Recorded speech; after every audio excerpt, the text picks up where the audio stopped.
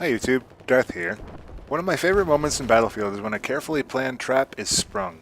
Whether it be a great flank, dropping C4 onto some enemies, or one of my personal favorites, the landmines.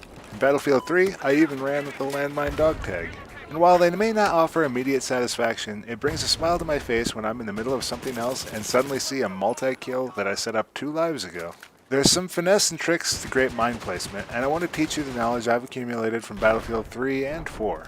In this video, I'm going to go over the mines themselves, their potential targets, ways of placing and concealing them, and then some more clever strategies that you might find useful in certain situations. So without any further delay, let's talk about mines. First, you've got to know just what you're going to be using. In Battlefield 3, there was simply one standard landmine variety. In Battlefield 4, there are 2 types of mines, the M2 Slam and the M15 AT mine. No matter what faction you're on, these remain constant. Let's look at the stats, benefits, and strategies for these individual mines. The M15 mine is a large mine meant to disable and destroy vehicles. The AT mine does 50 damage to armored vehicles like the tank and IFV, roughly 75 damage to armored cars, and fatal damage to lighter vehicles. In addition to this huge amount of damage, it also immobilizes the target for up to 10 seconds. During this time, the vehicle is extremely vulnerable to any additional anti-tank follow-up shots. However, in order for the M15 to be triggered, the target vehicle has to pass within 2.5 meters, or basically straight over the mine. This means that the M15 mines have to be placed pretty much in the direct path of a vehicle, which can make them easier to spot than their counterpart, the M2 Slam. The M2 Slam is a versatile mine that acts partly like a mine and partly like C4. It does 35 damage to armored vehicles, 47.5 damage to armored cars, and fatal damage to lighter vehicles. However, the M2's damage drops off as the target passes beyond 5 meters and drops off completely at 6.1 meters. This means that the target still has to be relatively close to receive the full damage. The primary advantage of the M2 is that it can trigger at a range of 5 meters, giving it a relatively long reach to damage and destroy vehicles. Combine this with its ability to stick to any surface, including moving vehicles, and it's a potent punch in a much smaller package. It's a mine that lends itself to a variety of clever tactics that I'll get to later in this video. This is the only time I'm going to talk about the anti-air mine in today's video. It's only good for discouraging aircraft from approaching you, and unless you're lucky or working with a team of engineers, you won't be killing anybody with it. Because you have to choose between this and a rocket launcher, all of your other anti-air options are better and stand a chance of actually killing the target. So do yourself a favor and just don't use these unless you're really into area denial. There are a large variety of vehicles in Battlefield 4, and all of them are more or less susceptible to mines. Heavy armored vehicles, like the tank and the infantry fighting vehicle, take 2 direct hits from the M15, or 3 direct hits from the Slam. Armored cars take 50% increased damage from mines, but require a similar number of mines to destroy. They're far more vulnerable to an immediate follow-up shot from a rocket launcher if they only hit a single mine, because unlike heavy armored vehicles, they're always disabled by a single mine. All mines are completely fatal to light vehicles like the 4x4. One mine of either type will destroy light vehicles, but due to their size, you're much more likely to hit a 4x4 with a Slam than an M15. Again, this is because the Slam can detonate at range. And finally, boats take a variable amount of damage depending on the vehicle. Only a Slam can be placed while swimming, and the rib boat will take 2 slams to destroy, while the fast attack craft will require 3. Keep in mind that unlike Battlefield 3, vehicle countermeasures do not shield vehicles from mine damage. Reactive armor won't stop a vehicle from taking mine damage or from being disabled, and neither will active protection. And mines won't get triggered by infantry, so unless you're doing some fancy explosives work, they're not going to be very useful on infantry-only maps. Now that you know how the mines work and how they interact with the vehicles in the game, it's time to talk strategy when it comes to placing them. There are 2 things that make for the best mine trap: the likelihood that your mines are going to be happened upon by the target, and once your target and your mines are in close proximity, preventing your target from seeing your mines. There are even some mitigating strategies you can use to prevent the target from destroying your mines. Before I get started, I need to mention that your choice in field upgrades is going to affect how many mines you can carry and deploy. No matter what perk you're using, the maximum number of mines that you can have deployed is 6. If you put a mine in each gadget slot, you start with 3 of either, but I wouldn't recommend running without a rocket as it severely decreases your ability to engage armor at range. With the anti-tank field upgrade, once you reach the 3rd tier, you can place up to 6 of one variety of mine. So, for example, you can place 6 M2 slams or 6 M15 AT mines, or 4 of one and 2 of the other. Keep in mind that any mines you place will remain on the map even after your death. So let's talk about placement strategy first. You're going to want to think about the areas of the map where the highest concentration of vehicles is going to pass through. Let's take a look at Shanghai as an easy example. The major choke points on this map are going to be the exits from the faction starts and the road that runs past C. These are all great spots to target with mines on this map. As a harder example, let's consider Hainan Resort. This map has some choke points, but your mines can also be more easily avoided. Consider the most likely routes for vehicles on this map. Again, the exits from the faction starts are high traffic areas, but are hard to reach. The center of the map sees some vehicle traffic, but it's hard to predict exactly where the vehicles are going to be traveling. So the best areas are the roads between A and B and E, and the back of C. Underneath the bridges is also a good area to drop a few slams, as they are sometimes passages for fast attack craft and ribs.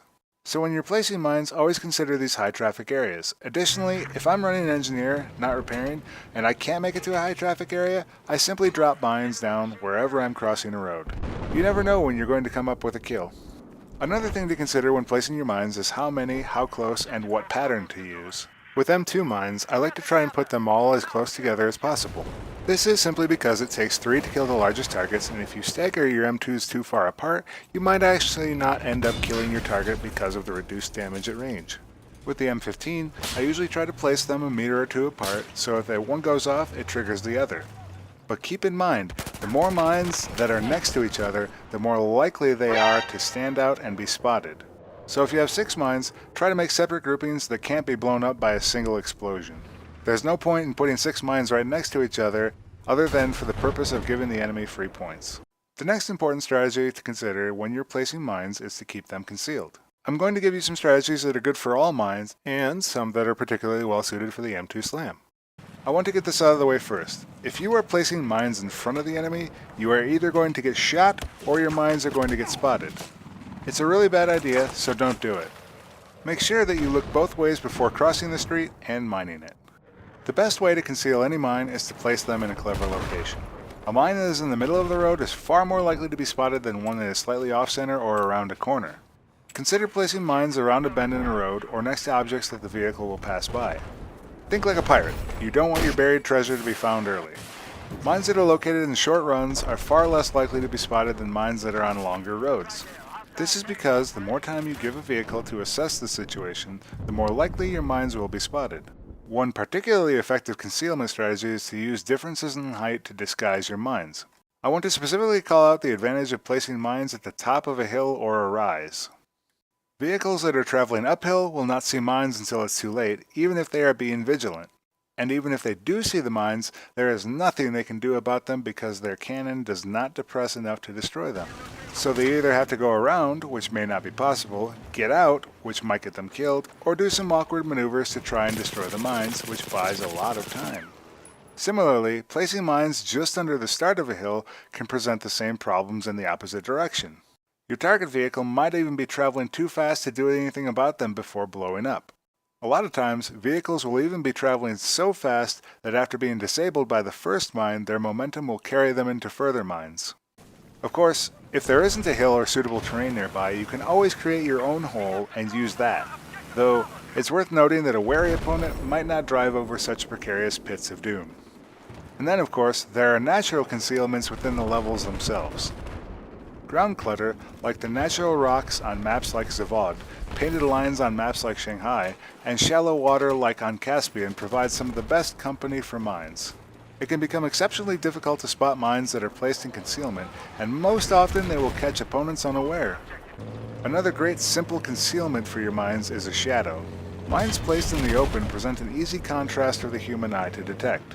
And as humans, we're trained to see contrasts because that kept our ancestors from being eaten by lions. So even if there isn't anything better available, simply dropping your mines in shadow can provide an easy way for them to remain hidden.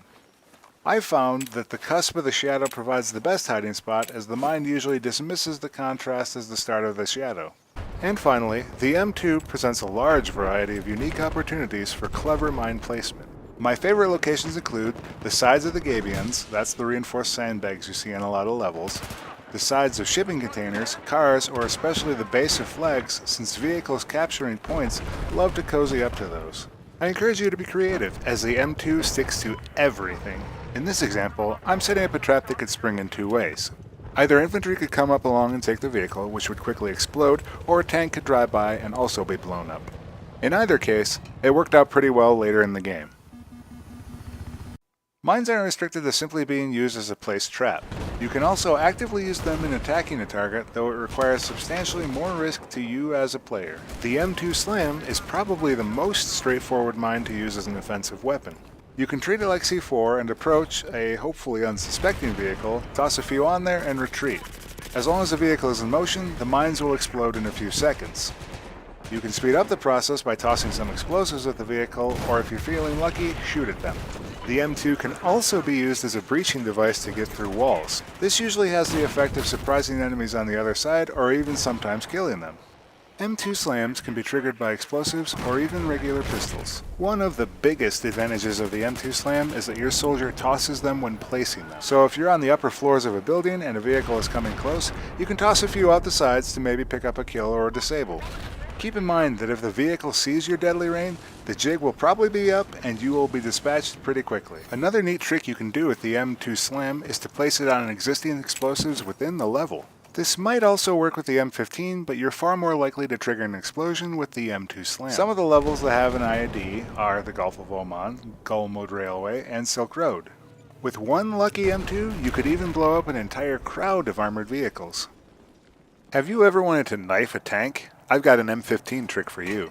If you find an armored vehicle unaware of you, you can come up behind it, drop an M15, walk a few paces away, and fire a rocket into its rear. If you do it right, your mine will explode along with your rocket, and the vehicle will quickly turn into a fireball. For this same reason, it's a good idea to target vehicles when they're over mines with any projectile if you have the opportunity. Of course, you're always free to put M2 slams on a vehicle and run it into a particularly troublesome target. But know that the moment you eject, the mines will explode. So choose your timing carefully, as it's often a one-way trip. Now that you know how to place mines and conceal them, I want to talk a bit about how an armored driver might counter mines. First, any driver worth putting in a tank should also be pressing the spot key often, which is Q on PC, and this will reveal mines that they are looking at. The same goes for their gunner. This is why it's important to put mines in hard to see locations, as it reduces the chances of them being spotted. Next, any mines a driver sees are likely going to be destroyed. One benefit for your team, even though your mines are destroyed, is that this is likely a noisy and time-consuming process. This gives you and your team time to maneuver against the armored vehicle. This is why it's important not to create large fields of mines that are easily destroyed by a chain reaction. If a driver or their gunner is using thermal optics like the IRNV or the FLIR, mines stand out against the ground remarkably well. There's not really much you can do about this, but again, it's an important reason to conceal mines in hard-to-see places. Finally, if an armored vehicle is crawling, mines will not trigger and explode. The crawl ability is activated by holding control on PC while moving. Even mines that are placed directly on a vehicle will not explode until the vehicle moves at a normal speed again. Since crawling is extremely slow, if you see a tank attempting to crawl past your mines, simply target the mines with explosives or magnum pistols and you can detonate them. Mines are one of the most versatile tools in Battlefield and one of the deadliest. With a little bit of strategy, clever placement, and situational usage, you can turn your mines into a creation that your enemies will dread. Thanks for watching, YouTube, and if you found this video helpful or insightful, please like it. If you'd like to see more Battlefield 4 videos, please subscribe to my channel, and I'll see you next time.